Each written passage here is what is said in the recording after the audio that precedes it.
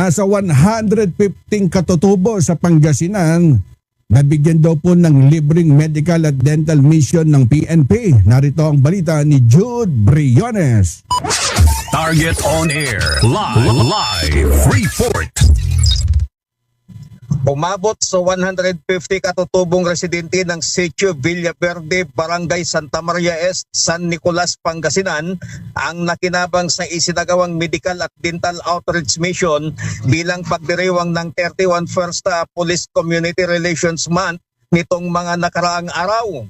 Pinangunahan ng Pangasinan 2nd Provincial Mobile Force Company sa pamumuno ni Police Lieutenant Colonel Richard Nagrade, Force Commander, ang pakikisa sa outreach program na isinagawa sa pangunguna ng LGU San Nicolas at sa pakipagtulungan ng Philippine Dental Association Pangasinan Chapter at San Nicolas Municipal Police Station na pinamumunuan ni Police Major George Banayos Jr. Kabilang sa mga serbisyong ipinagkaloob sa mga benepisyaryo ng libreng medical consultation, dental consultation, tooth extraction at pamamahagi ng mga gamot. Nagbigay rin ang Pangasinan 2nd Provincial Mobile Force Company ng simpleng pagkain para sa mga benepisyaryo at mga volunteer service providers bilang bahagi ng kanilang suporta sa programa.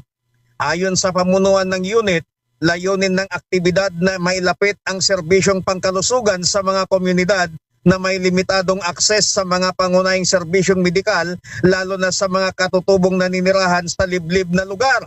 Binigyang din ng Pangasinan 2nd Provincial Mobile Force Company na ang programa ay higit pa sa pagbibigay ng tulong sapagkat ito ang nagpapatibay sa ugnayan ng pulisya at mamamayan sa pamamagitan ng malasakit, pagkakaisa at sama-sama nga pananagutan sa komunidad. Sa pagdiriwang ng Police Community Relations Month, muling ipinakita ng Philippine National Police na ang tunay na kapayapaan ay hindi lamang nakasalalay sa pagpapatupad ng batas, kundi maging sa taos-pusong paglilingkod, pakikipag-isa at pagkalinga sa mga mamamayang higit na nangangailangan. Mula dito sa bayan ng San Nicolas, Pangasinan, Jude Briones nagulat para sa Target on Air sa DZME 1530 ang Radyo TV.